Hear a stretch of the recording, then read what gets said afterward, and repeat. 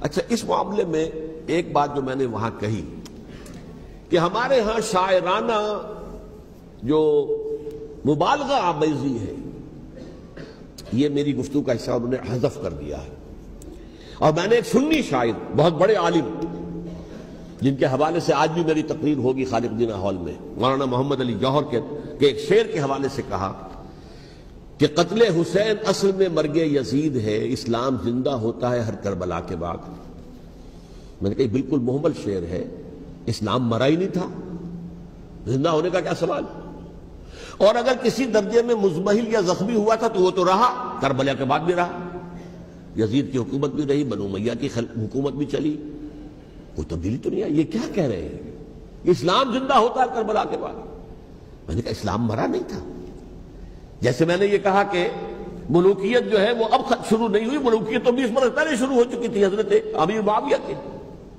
لیکن ظاہر بات ہے کہ حضرت حسن نے، حضرت حسین نے اس کو قبول کیا، اور حضرت حسین نے تو پھر 10 سال تک ولی عہدی جو تھی چاہے بیعت نہیں کی، لیکن اس کے خلاف میدان میں آ کر چیلنج تو نہیں کیا. اس اعتبار سے یہ معاملہ جو ہے اسلام زندہ ہوتا ہے کربلا کے بعد، یہ بے تکی بات ہے. ہاں، حضرت شاہ اسماعیل شہید رحمۃ اللہ علیہ کی اگر میں تشبیہ کو، تمثیل کو سامنے رکھوں تو اسلام کی عمارت 6 منزلہ ہے، 6ٹھی منزل ٹاپ کی وہ گر گئی، 5 منزلیں انٹیکٹ تھیں، اسلام مرا نہیں تھا. عدالت میں شریعت کے مطابق فیصلے ہو رہے تھے، قاضی تھے، مفتی تھے، شریعت نافذ تھی، اسلام کہاں مرا تھا. جبکہ خود کہہ رہے ہیں علامہ کلب صادق کے ایک مفتی کے فتوے سے ہی حضرت حسین کو قتل کیا گیا. اب وہ مفتی کی رائے، اس کی بدنیتی ہو، جو بھی ہو، وہ جانے، اللہ جانے، لیکن عام مسلمان کیا کریں. اس پہلو سے اسلام مرا نہیں تھا. ہاں، ایک منزل گر گئی تھی، وہ گری رہی، 1000 برس تک گری رہی، یہاں تک کہ آ کر مغربی امپیریلزم نے اس کے گرایا، ملوکیت کا معاملہ ختم کیا، اور وہ جبرین ملوکیت دوسری آ گئی. ورنہ وہی بادشاہی چلی ہے. بلکہ دور بنو امیہ میں وہ بادشاہی پوری طرح اس نے بالوں پر نہیں نکالے تھے، اصل بالوں پر تو اس نے نکالے ہیں دور بنو عباس میں آ کر. اور پھر سلاطین جو ہے ترک، جو ترک خلفاء ہے، ان کا بھی بادشاہت تھی، اور کیا تھا، وہ خلافت تو نہیں تھی.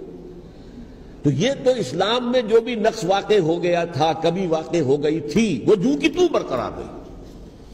اس کو بھی تسلیم کیا. میں اللہ کا شکر ادا کر کے کہتا ہوں کہ دونوں حضرات، دونوں شیعہ دانشور اور بڑی اعلیٰ سطح کے جو شیعہ عالم تھے، انہوں نے اس بات کو تسلیم کیا اور میری اس بات کو چیلنج نہیں کیا.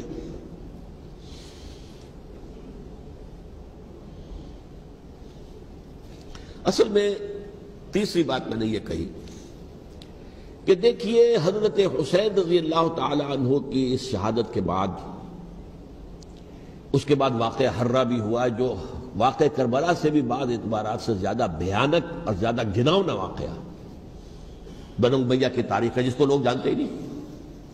مدینہ کے کچھ لوگوں نے بغاوت کی اور انہوں نے اس کے خلاف فوج بھیجی، اور فوج کو جب مدینہ فتح کر دیا، 3 دن کے لیے حلال کر دیا، جو چاہو کرو، یہاں جسے چاہو مارو، جسے چاہو لوٹو، جس کا گھر چاہو برباد کرو، جس عورت کو چاہو ریپ کرو. اور یہ مدینہ النبی کے اندر ہوا ہے. تو کاٹ کھانے والی ملوکیت کے اندر بہت سے واقعات ہوئے. عبداللہ ابن زبیر کھڑے ہوئے، انہوں نے حکومت قائم کی تھی، لیکن یہ کہ وہ تو 6 سال کے لیے کامیاب بھی رہے، ایک حکومت قائم کی، بنو امیہ کے ہاتھ پر بیعت نہیں کی، بالآخر ان کی حکومت بھی ختم ہو گئی. پھر حضرت زید کھڑے ہوئے، انہوں نے بغاوت کی، وہ بھی ناکام رہ گئے.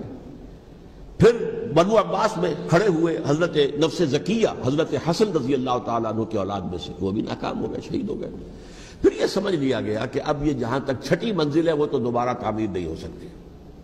یہ تو جس کی لاٹھی اس کی بھینس، جس کے پاس طاقت ہوگی اس کی حکومت ہوگی، جس کا قبیلہ زیادہ قوی ہوگا، جس قبیلے میں زیادہ عصبیت ہوگی، مضبوط ہوگا، متحد ہوگا، طاقتور ہوگا، اسی کی حکومت ہوگی. البتہ اس کے نیچے لوگوں کے اخلاق کی اصلاح کرو. صوفیاء کرام نے وہ کام اپنے ذمہ لیا، اور بالکل وہی کام ہے کہ جو ائمہ اہل بیت کرتے رہے. حضرت حسن کی اولاد میں پھر حضرت علی بن حسین رضی اللہ تعالی، حضرت حسین کی اولاد میں پھر امام محمد باقر، امام محمد جعفر صادق، اور اس کے بعد بھی 5 اور، کسی نے بغاوت نہیں کی. جیسے علماء کرام کام کر رہے تھے، اور جیسے صوفیاء کرام کام کر رہے تھے ایسے ہی وہ مسلمانوں کی علمی تربیت، روحانی تربیت اور تزکیہ کر رہے تھے. کسی نے حکومت کو چیلنج نہیں کیا. نوٹ کر لیجیے اس بات کو. حضرت علی نے بھی چیلنج نہیں کیا تھا، حضرت حسن نے چیلنج نہیں کیا، خود صلح کر لی. تو ائمہ اہل بیت جو 12 یہ گنتے ہیں، جن میں سے آخری جو ہے حضرت مہدی کو تو ابھی ظاہر ہونا ہے، ان کے عقیدے کے مطابق وہ روح پوش ہیں، وہ ظاہر ہوں گے. لیکن 11 حضرات کے بارے میں یہ کہ حضرت حسین کے سوا کسی نے بھی چیلنج نہیں کیا ملک کے نظام کو. اور حضرت حسین نے بھی اس مغالطے پر کیا کہ کوفی ساتھ دیں گے، اور یہ موقع ہے کہ یہ جو 6ٹھی منزل اسلام کی گر گئی ہے اسے دوبارہ تعمیر کر دیا جائے. انہوں نے خلافت کا دعویٰ نہیں کیا تھا، یہ انہیں عوام کو مغالطے میں مبتلا کیا گیا کہ یہ خلافت کا مدعی ہو کر سامنے آیا. جیسا کہ میں نے آپ سے کہا تھا، امیر معاویہ نے حضرت علی کے عہد خلافت میں کبھی خلافت کا دعویٰ نہیں کیا. مدعی خلافت نہیں تھے وہ تو یہ کہتے تھے کہ قاتلان حسین جو ہے، قاتلان عثمان کو سزا دو، قصاص دو، بس. اسی طرح حضرت حسین نے بھی. اب دیکھیے اس ضمن میں اس میں کوئی شک نہیں ہے، حضرت حسین رضی اللہ تعالی عنہ کی جو شہادت ہوئی ہے اور ان کے ساتھیوں کی، اعزاء و اقارب کی،